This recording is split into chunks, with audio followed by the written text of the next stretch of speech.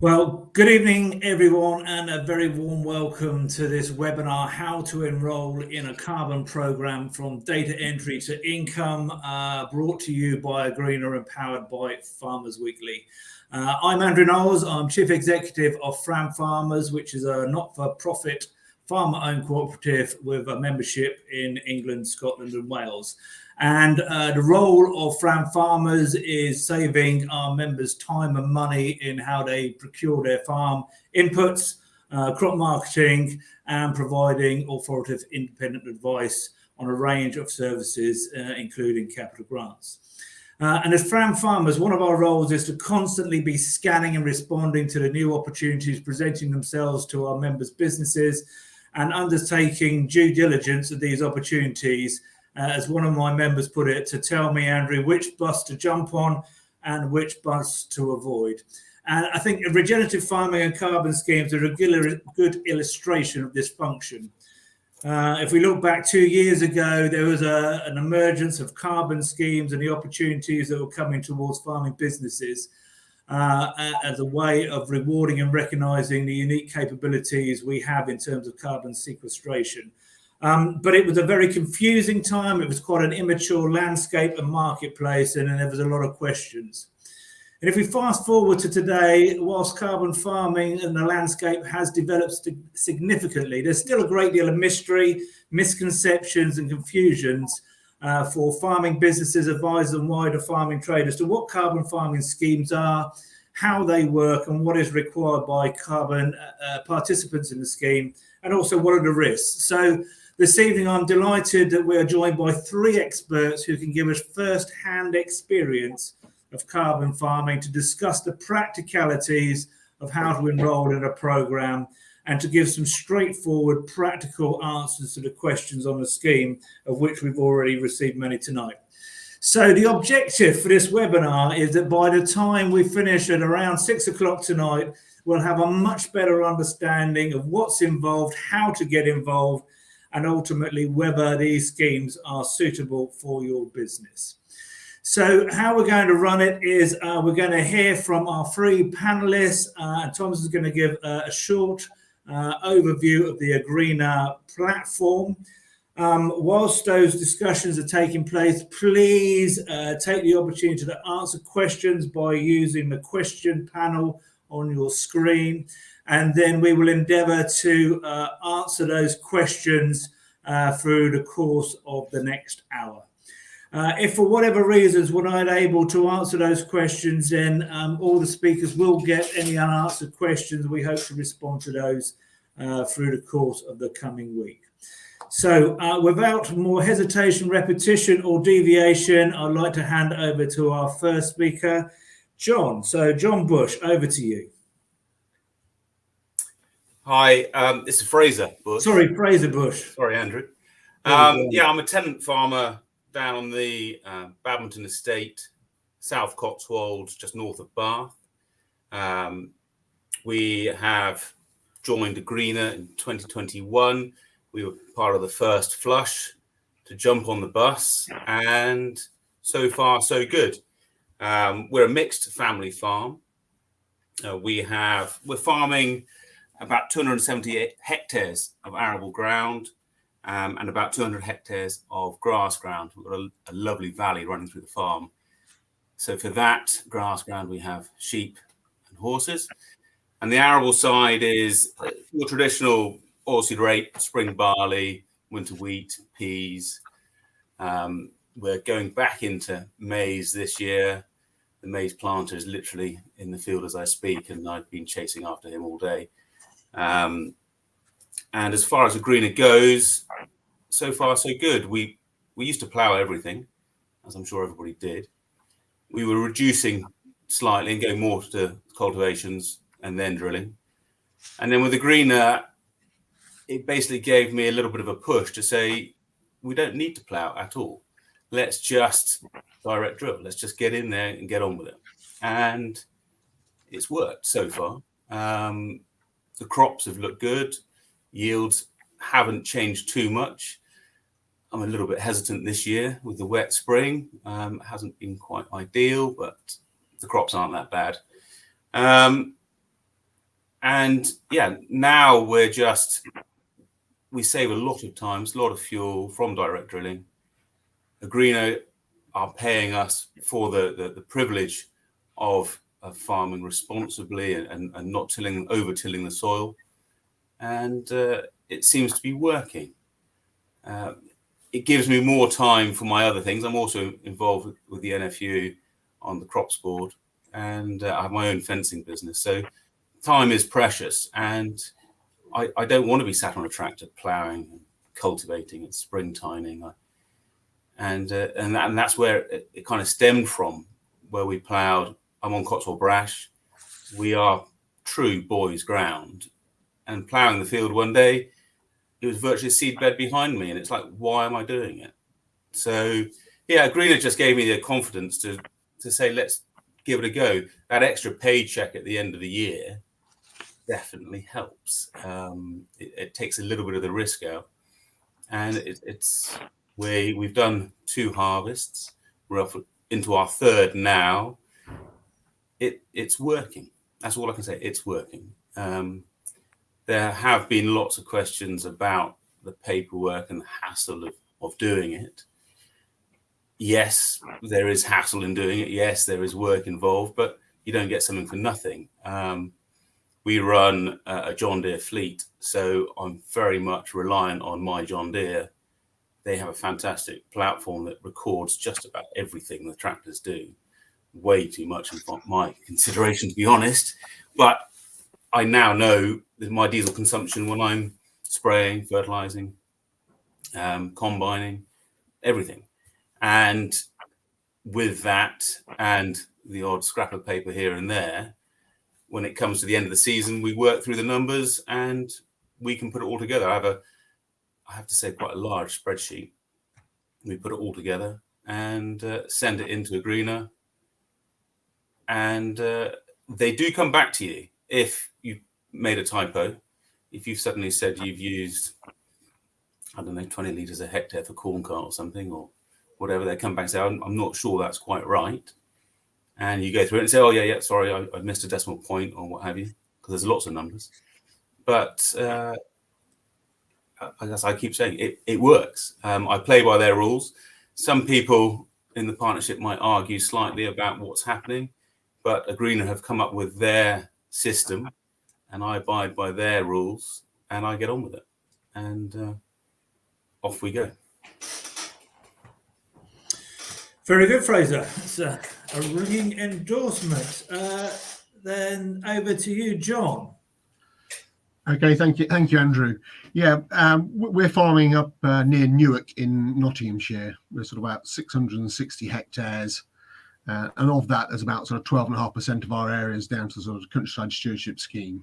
We're combinable crops, growing sort of wheat, barley, oats, beans, peas, oilseed rape this year. And we also grow sugar beet as well. And we've got like a sort of DIY livery business on the farm. We're mainly tenants. Sort of 60% of our area that we farm is an AHA tenancy, and the other 40% is owned.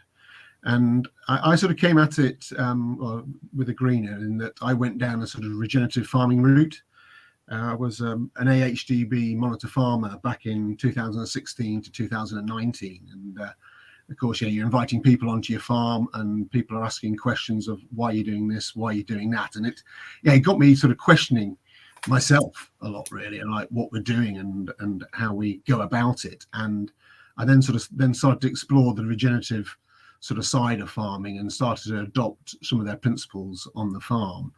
And I guess really, we probably sort of went sort of full bore on the regenerative side and the sort of no-till drilling from Harvest 21, where we sort of, I got a leader grant, probably one of the last leader grants about before we left the EU, to sort of fund a direct drill, and I sort of shared it with a neighbouring farmer as well, which is always very handy when you can sort of share the costs. And while sort of going down that regenerative route, I thought, well, how do we get more revenue for what we're doing? And sort of started to look at this the carbon story and carbon certificates, and thought, right, that looks an interesting idea.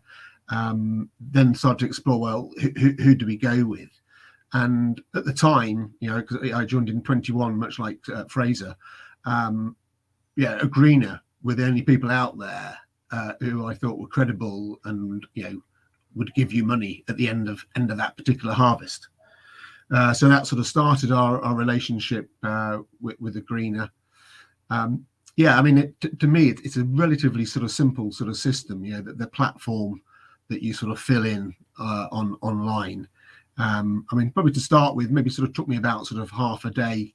I entered sort of part of the farm. So probably, what did I start with? I started off with 166 hectares of our farm. That was my sort of first sort of dipping my toe in the water. And probably sort of took me about sort of half a day just to sort of get the information put onto the platform. Most of it's on a spreadsheet, much like Fraser, but I also like a bit of paper as well. So you sort of dig around for that and get the answers. The answers to the questions are there, isn't it? It's just sort of getting them all together. And I sort of think now that you are sort of part of a scheme like Agrina, you probably do focus your mind more on sort of recording information, and you're more sort of diligent and do it in a better way than what you did before. I like the income we're getting in. I just sort of totted up of that sort of 166 hectares. We got like an income in our first year of about sort of, well, it's £36.62 a hectare. Okay, it's not a huge amount of money, but it's kind of like getting money for something that I'm doing already. Is the way I see it, and I can see this sort of carbon market evolving over time as well. I can only see that the credits are going to go up in value as time goes on, and I guess there's probably more demand for those credits from various consumers up and down the country. So for Harvest 22, we entered a bit more of the area in. We got like 269 hectares went in, which is essentially sort of one of our farms. What we had to do is, because I grow sugar beet, and sugar beet is not one of the crops that fits very well into the Agrina system, because essentially you're sort of, even with the harvesting process, you're sort of too vigorous with the soil, and releasing the carbon from the soil. So I stopped sort of growing sugar beet on our heavy land farm, just concentrating that on the other farm. So I've just got the heavy land farm in the Agrina scheme. Whether we can get sugar beet in the future, whether we change our cultivation practices for sugar beet, probably a bit of investment in equipment. But at the moment with our sugar beet, we just tend to sort of flat lift rather than ploughing and just power harrow and then drill into that sort of thing. But when you do get wet winters and you see some of the ruts you make with the tractors and trailers when you're harvesting sugar beet, you just think, well, could it really truly sort of fit into like the greener model? But no, I like the greener system. The support staff they have, most of them are based over in Denmark. That's where Agrina's from. You can sort of pop questions over to them, and they're very sort of quick to answer them. And I feel that there's sort of credibility in the system, which I think having sort of credibility is absolutely key if we're to sort of keep this sort of system going. We don't want any sort of cowboys sort of cutting corners and basically being dishonest. And I think as farmers, we have to be just straight down the line, do our bit, and I think Agrina are a good partner for that. Okay. Thank you very much, John. Before we get into the Q&A section of tonight's webinar, where I think that's really the richness of this topic, I'd just like to introduce Thomas, who's going to give us an overview of the Agrina platform and how it works. So, Thomas, over to you. Absolutely. So thank you everybody for listening, and thank you for obviously coming and joining us on this webinar and talking about your experiences. I'm just going to take a little bit of a time now just to explain Agrina, explain the platform, and give a little bit of a demo of how it looks like, so we're all on the same page when we get to the questions. But just to firstly a little bit about me, I'm Thomas Gent. We've got a farm just near Peterborough. We farm about 800 hectares of arable combinable crops. We've been on the regenerative journey, or whatever you want to call it, on our farm for about 15 years or so. Dad and Granddad made that transition when I was 10. So this is the only way I know how to farm. And I got into the carbon world basically because I had some time on my hands during lockdown. I was a bit bored. I started to look at my soil on my farm in depth, and I started to realize that there was some amazing things going on here. We were sequestering carbon, we were storing it, but nobody was rewarding or even really talking about rewarding for it back then. So I set myself the challenge just to see if I could make it happen on my farm. I kind of did. I managed to kind of bootstrap it on my own myself. But what I very quickly realized was, okay, I need to do this. This is a serious opportunity. This is a serious opportunity for a lot of farmers. We need to do this in a bit more of a structured and organized way. So I tried lots of different carbon programs out. And I came across a greener, 3 years ago now. And I just like their system. I just wanted to use it on my farm. But they said to me I could only use it on my farm as long as I talked to lots of other UK farmers as well. So I kind of accidentally got into this job and, luckily met people like Fraser and John, and we made it happen that first year. So I'm just going to share my screen now and go through a few little slides. Can you see that okay? Andrew, can you see that? Yeah. Cool. Okay, so just so we're all on the same page, I'm sure we all know, but what is carbon farming? Carbon farming is essentially the act of when we're doing regenerative farming practices in the field, like no-till, adding organic matter, mulching your straw, cover cropping, all of these things that we know. When you're doing those practices, we know that you are emitting less carbon into the atmosphere and sequestering more carbon into the soils. We can now quantify this and turn this into a carbon certificate, which is an asset that has a tradable value. So a greener is we're running harvest year cycles. 2023 is going to be our third harvest year. So 2021 was the first year. Obviously, 2022 was the last year that we've closed. And during the 2022 harvest, we were in 16 European countries with 600,000 hectares on the program. And UK and Denmark are one of our biggest markets. So it's really exciting to be here and to be in the greener team.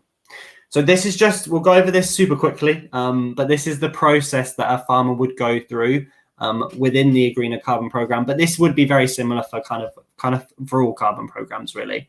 So we run everything on a field by field basis. So the first thing you do as a farmer is enter as many or as few fields onto the system as you wish. Just like John said, he obviously just entered a small proportion of his farm the first year.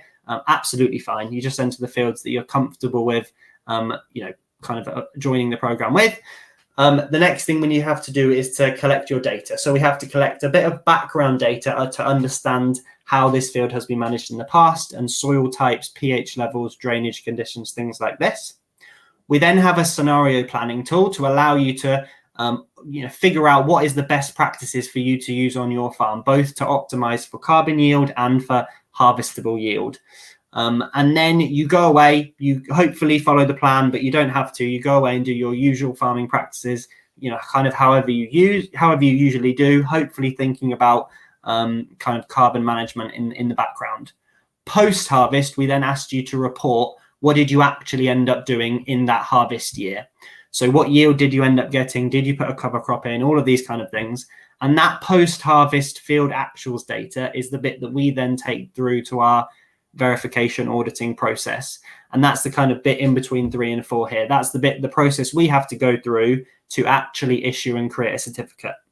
Now, there's not much for a farmer to do in this section. You may be, we do field inspections. You may be audited. We do a certain amount of soil sampling. You may be involved in that.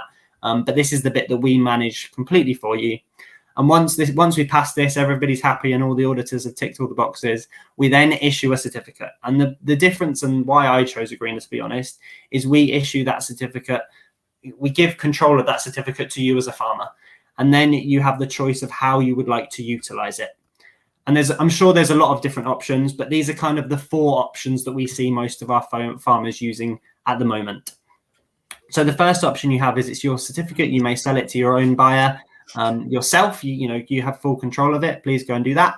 The next option is you might want to keep it. You can either keep it to kind of speculate on the price or to store it. You can keep it to maybe offset another part of your business, however you would like to keep it. The third one here is selling crops. This is kind of not quite happening yet, but we're starting to see it happen. And I really do think it's the future.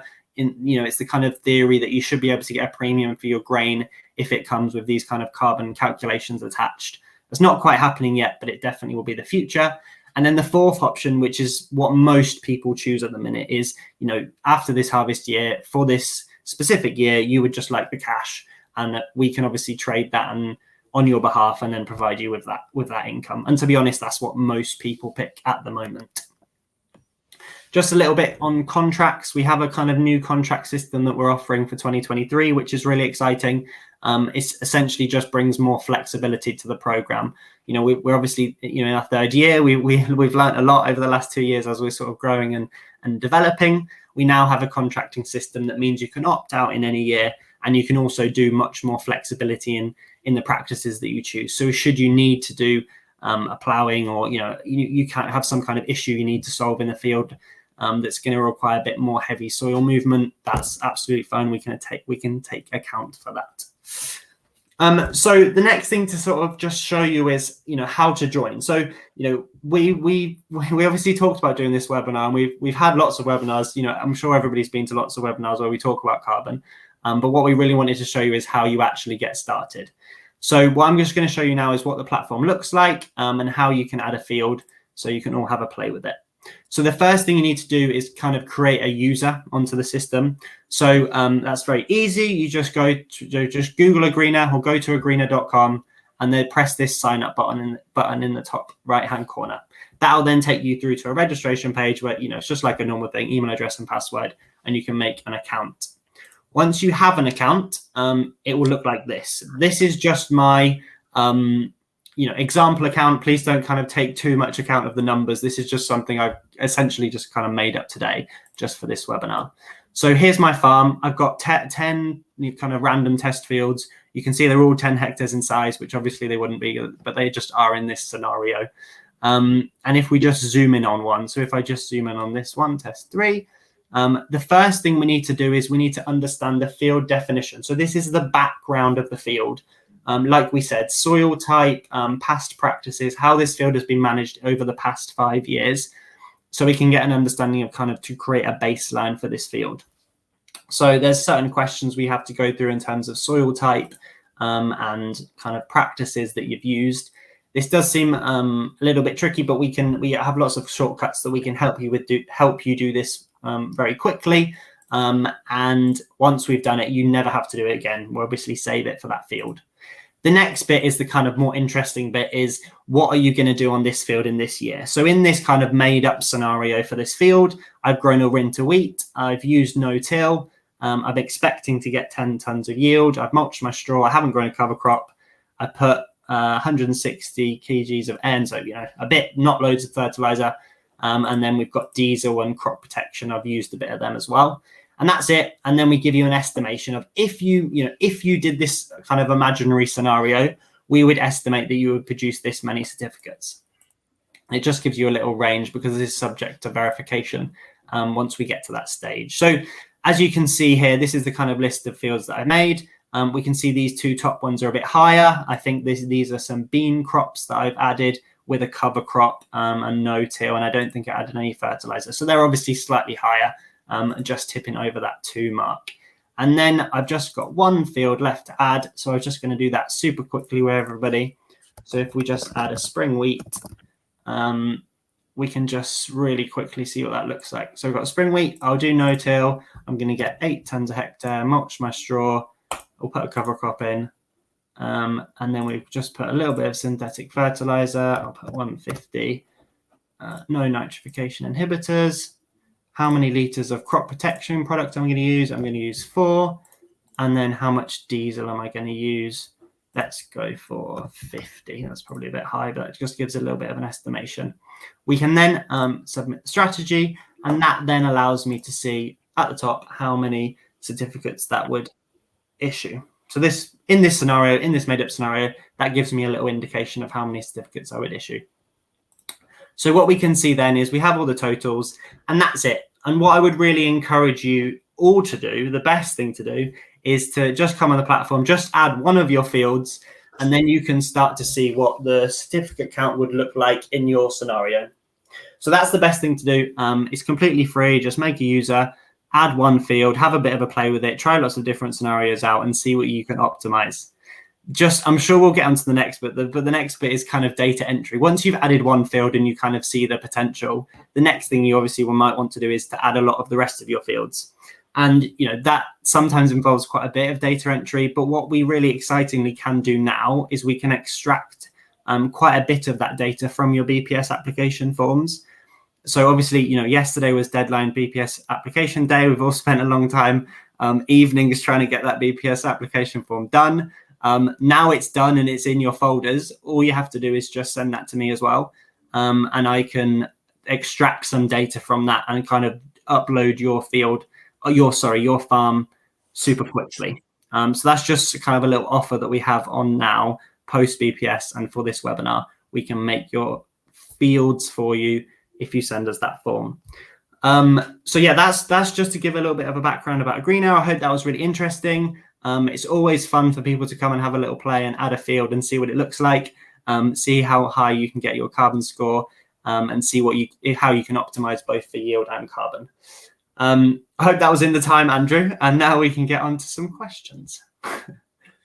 Very well done, Thomas. Thank you for that.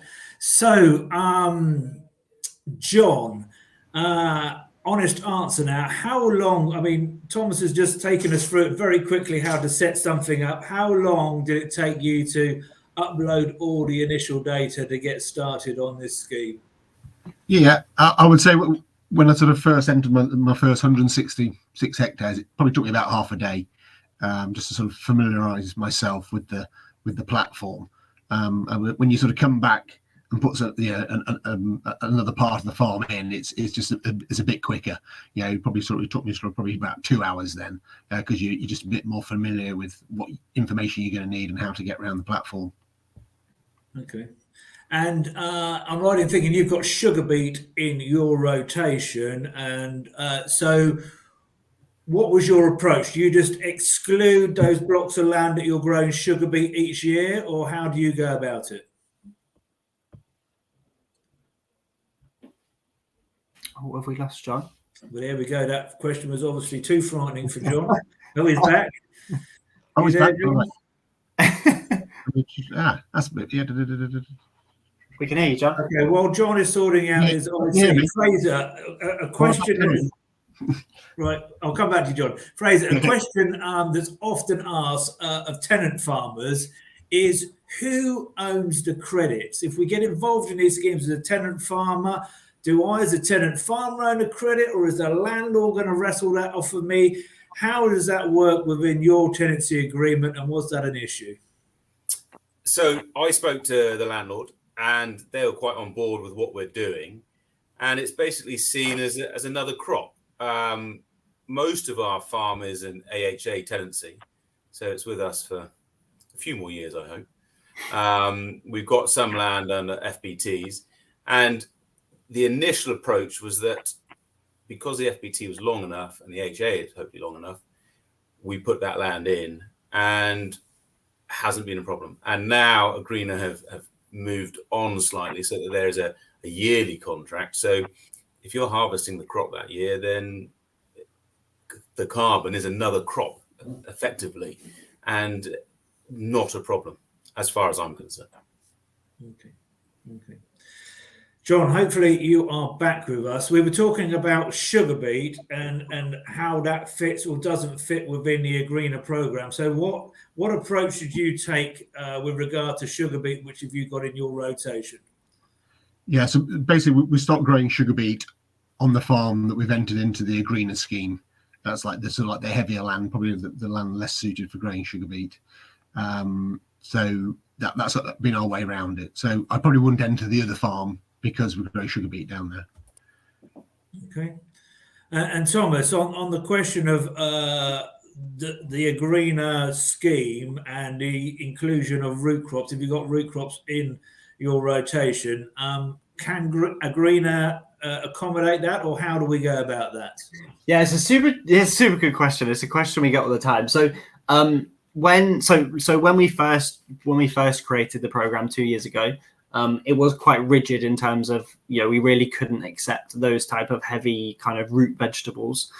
But we are moving on from that, and hopefully from kind of this point forwards, if you have root crops within the rotation, we can now take account for that.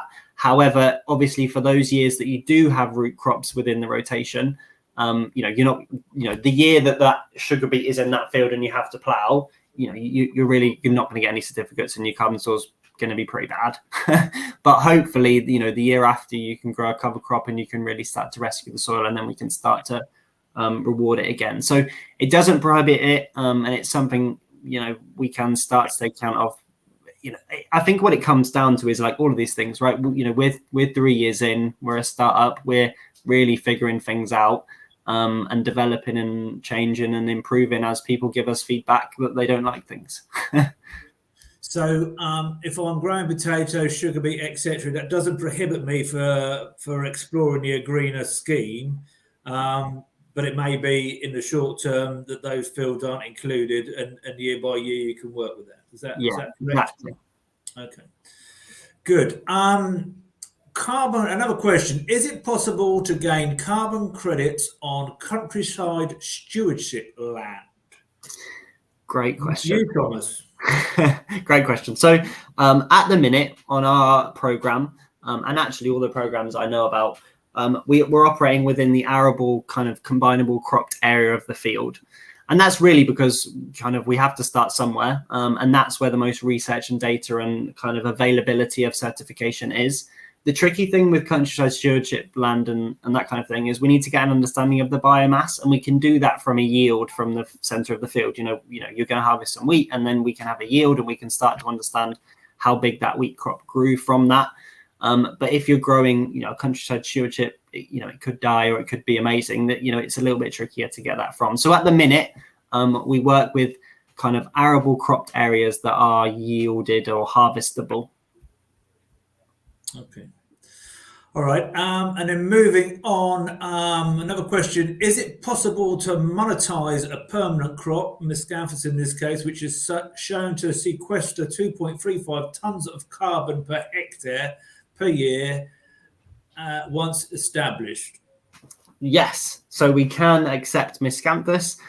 We have a crop list of different types of crops that we can accept, and miscanthus is on that list.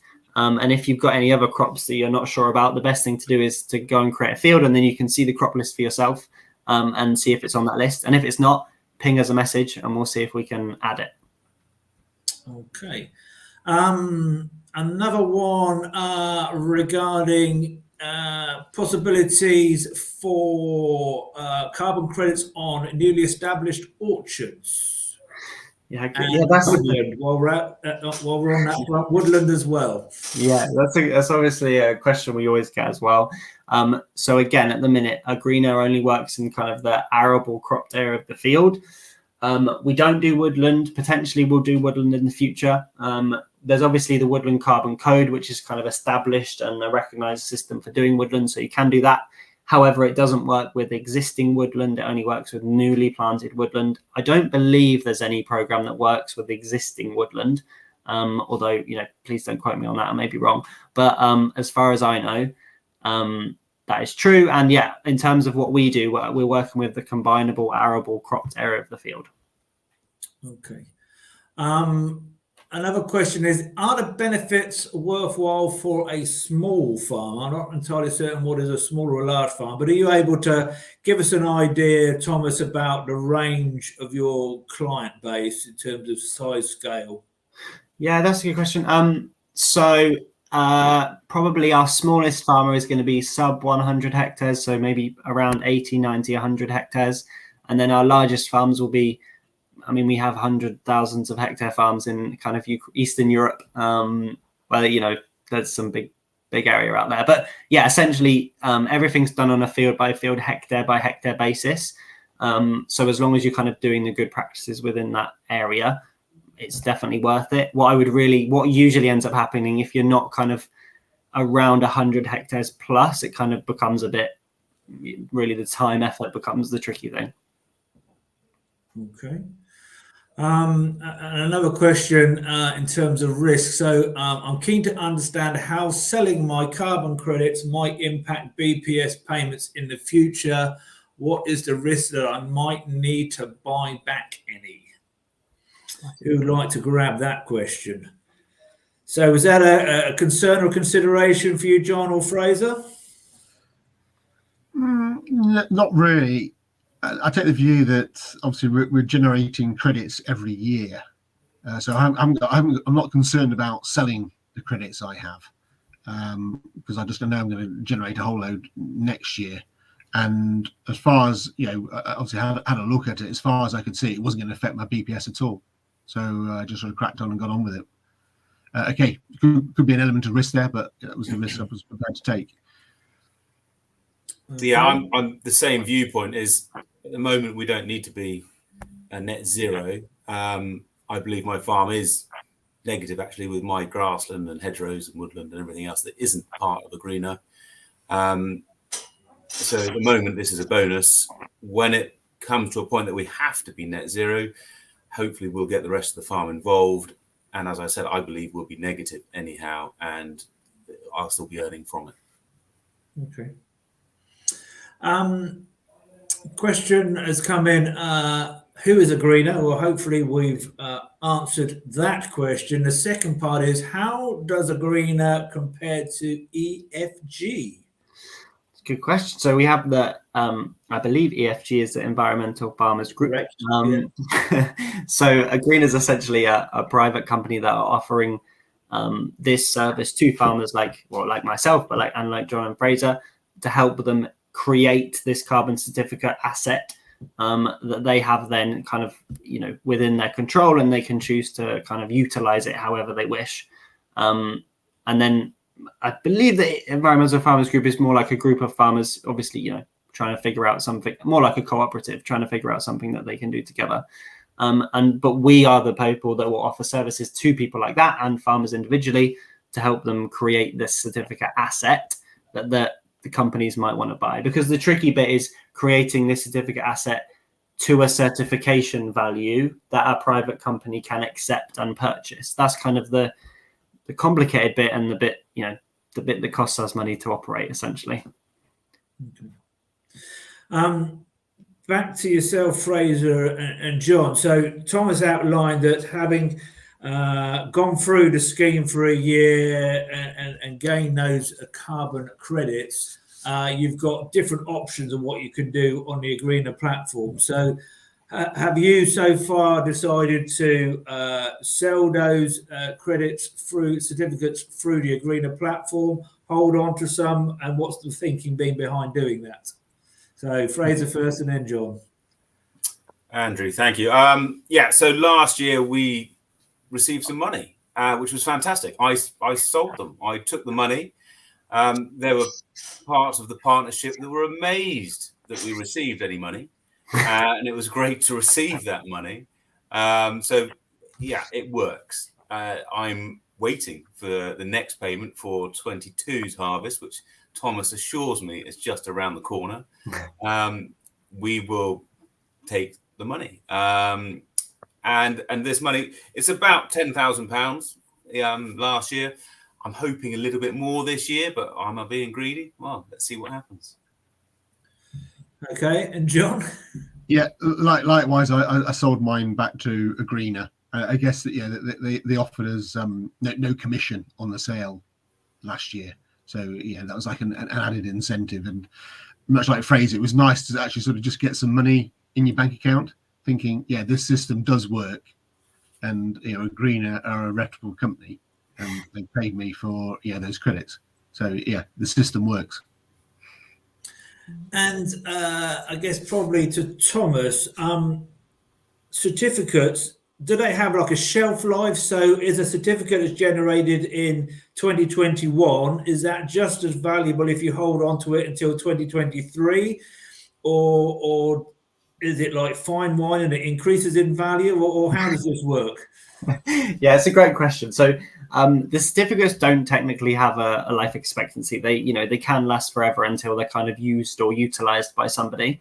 The only thing that I would say is when they are kind of created, they are created with a date stamp. So, for example, Fraser certificates will have a date stamp that say they were issued in 2021, with the 2021 science, understanding, methodology, all of that kind of thing that surrounds it.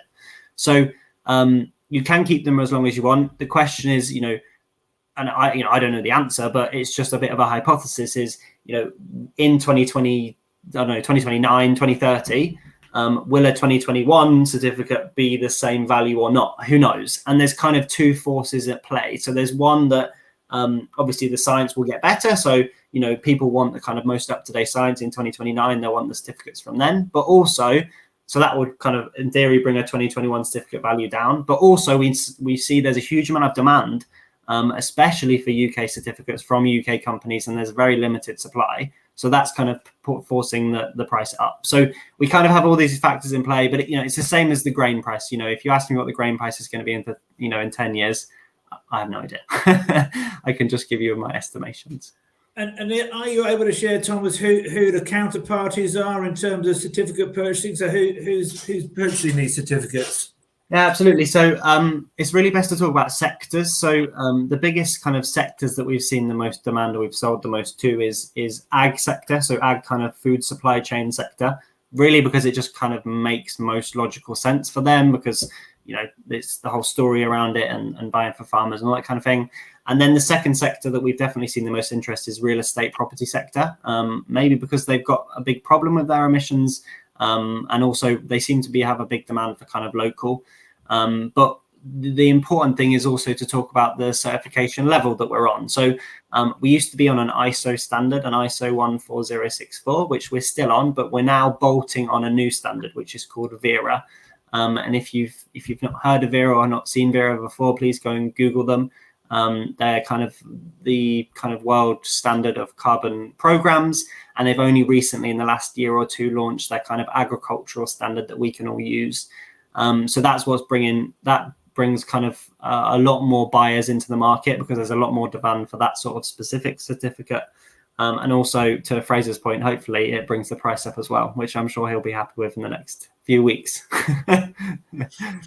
Okay, just sticking on some of the mechanics around the certificate. So if 100 certificates are generated by a greener through the scheme, do you hold any back for contingencies in case future practices change and the sequestration is not as high as being forecast? And how do you validate actually the amount being sequestered?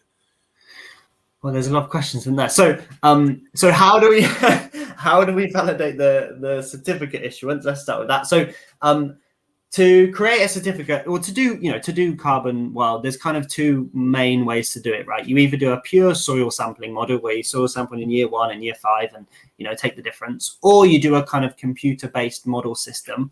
And they both have perks and they both have downsides. So what the smart people do, what we do, is you do a combination of both. So we have kind of a computer-based model engine that we have to audit, and we have to run along the VERA guidelines that they tell us we have to run it along, and it gets audited and all that kind of thing. And then we also have to do soil sampling, essentially to calibrate, check, improve, and develop the model as we go along. And also to check, kind of ground truth or ground source that we're on the right lines and everything's moving in the right direction. So that's kind of how we have to go through that whole process. That has to get audited and signed off by several people along a chain. And should we pass all that, that is when we're allowed to then issue a certificate and obviously trade it and do whatever we choose with it afterwards. The other point on the kind of safety element, risk element. So how all carbon programs work is you have to take a buffer. So what happens is, we all know that kind of nature is variable and things change, and we have to be kind of safe in how we're issuing certificates. So what we do is we take a kind of what it's not us, is what VERA do is they enforce us to take a 20% kind of buffer amount and set it aside so that should there be any risks or reversals or issues in the future, there's no payback or no kind of damage back to the farmer. So what that means is then people like John and Fraser are completely safe to kind of trade that and do it as they please. And they can do different practices. essentially have that full flexibility to do as they wish. Yeah, because on the issue of practices, so you commit to certain practices on a block of land, that's all validated, that results in generating a certificate. But surely then, if the following year with that block of land I get the plough back out, all of that sequestered carbon is then going to be released again. So how does that work? You know, conceptually it seems a little flawed. Yeah, absolutely. So the first thing to do is, you know, you're not committing to a practice ahead of time. So John and Fraser are not telling us what they're going to do before they do it. They're just reporting after harvest, what did they end up doing? So that means they still throughout the year are kind of flexible to do as they please. You know, if they can get a cover crop in, that's great. But if they kind of don't manage it because it's dry, there's no issues, there's no worries. So there's no commitment in that way. But so then in terms of the second question, the second point on the kind of reversals, and that's how we manage it essentially, is that kind of buffer system means that across our whole portfolio, we're kind of taking a insurance-based risk profile on all of these farmers to understand that, you know, not all of them are going to instantly be evil, but we have a kind of allowance for people, you know, say, you know, John's field gets flooded or my field gets flooded, we have the kind of flex within the system as a whole program to be able to account for any of those issues. Okay, so it's rewarding a practice that's already been done, and the way the trading is worked out that if that practice for whatever is reversed, then not all of the reward is actually issued in terms of the certificate, is what you're saying. Yeah. Okay. So to Fraser and John again, having made the changes in terms of husbandry practices, tillage, etc., have you experienced any yield loss, and does the certificates compensate for that, or has it been overall financially a totally positive experience? I'll go first. From my point of view, it's been an absolute no-brainer. As I said, we're on boys' ground. We definitely overworked the ground. We spent a lot of time on a tractor going up and down a field, burning a lot of diesel, wearing a lot of metal, maintenance on those machines. I'm now direct drilling. Yes, the drill wasn't the cheapest. To be fair, we had a horse sprinter to start off with, and we were using it in cultivated ground. So I had the equipment. I just needed the assurance that actually it would work. And we're very careful on where we drive across the field. I get very grumpy when I sell straw, and neighbouring farmers or whatever drive all over the field. He might see me chasing him across the field. We plant cover crops. I'm grazing those cover crops. This winter in particular, we had to be really careful on the cover crops not to poach the fields too much. But we haven't got the whole farm in, so I can take the sheep off an arable field, put them back into the grass field when it gets too wet, too muddy. And on the whole, it's worked. Last year's crops, I had some really good results on my spring barley, on my oilseed rape. Currently, my oilseed rape looks really good. My wheat, I'm a little bit hesitant on. I'm growing dorsum. I've been told it's a slow starter. Let's see what happens when the combine gets in the field. At the moment, I don't see any point in going back to a plough, back to a cultivator. What I'm doing is working, and I'm getting paid by a greener. Yeah, keep going, crack on. I don't know about you, John. Yeah, well, I've gone down this sort of regenerative route, and I sort of accept that it's going to be like, so maybe like a sort of 5-year period where we're going to see sort of changes in our sort of soil, obviously building up that carbon in the soil, but also sort of, you know, improving the sort of nutrient recycling in the soil. And yeah, we have reduced the amount of nitrogen we use. We have reduced the amount of pesticide we use. So I was going down that route, and I guess that's, yeah, the carbon side is attached to it. So we have seen, you know, reduction in yields. So I'll be straight up with you, reduction in yields compared to my neighbours.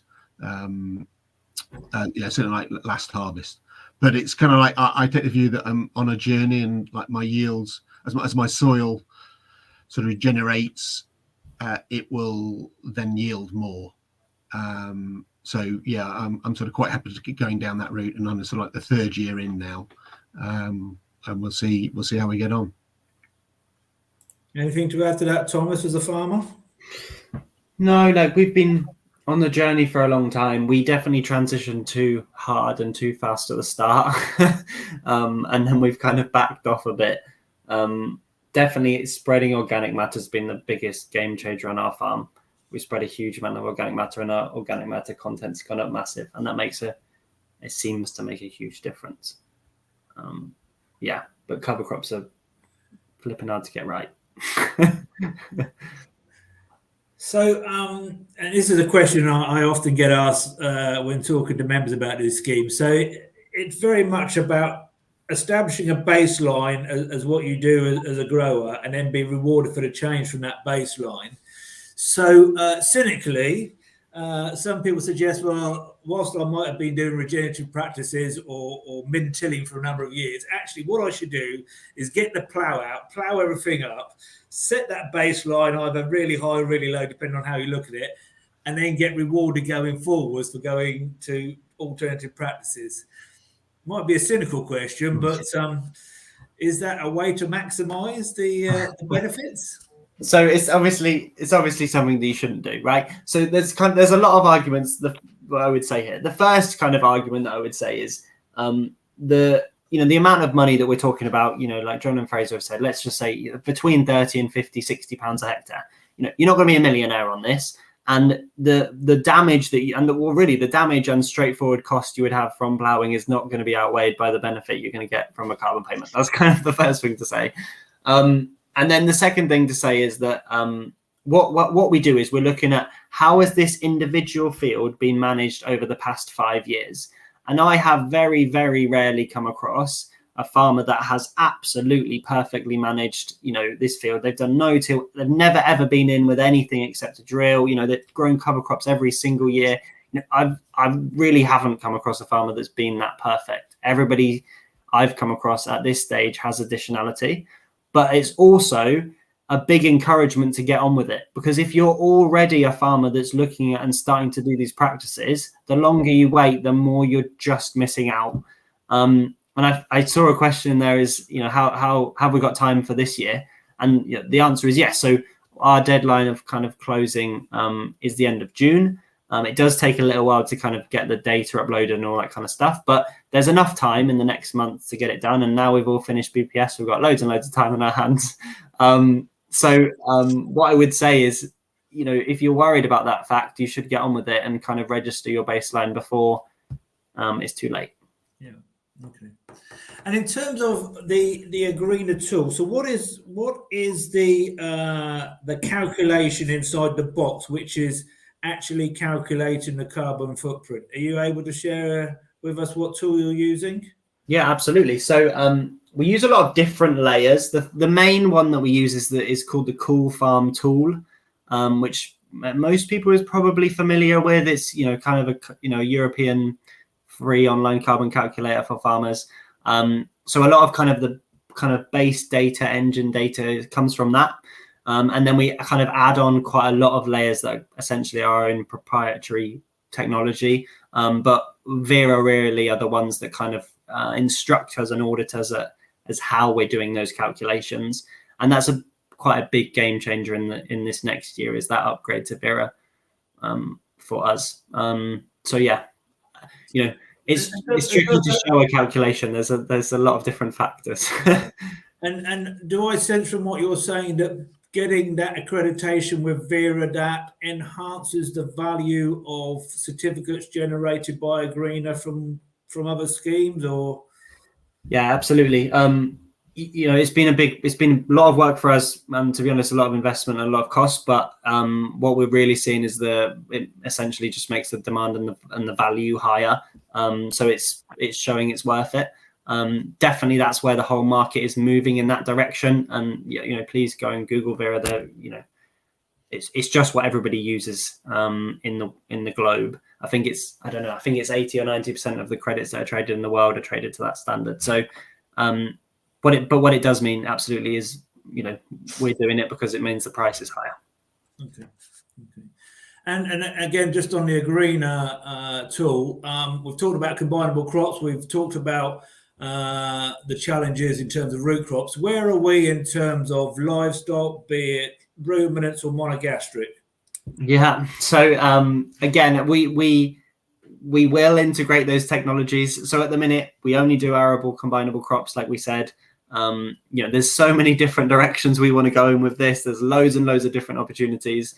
But arable grassland is a direction we're definitely looking at. It definitely, essentially, it requires a completely different methodology and calculation base to be able to do permanent pasture grassland, just because it's obviously a completely different farming system to what we work on. But yeah, all I can say is we're working on it. Okay. Back again to John and Fraser. If you had any advice to anybody who's on the webinar tonight about whether they should or shouldn't, what would you do this time round which you didn't do the first time round? So if somebody's thinking about it, is there something you wish you'd done at the start which now you've been involved in the scheme you realise, or is there some advice for Thomas on how to make the Agrina platform more user-friendly? Fraser first. From my point of view, all I would say is jump on the ship, get on with it. I was quite early on with it, and I'm definitely seeing benefits from it. The way we're farming generally is beneficial. So if you're partly doing regenerative farming or strip tilling or anything where you're not ploughing, do it, get on with it. It's a no-brainer, I think.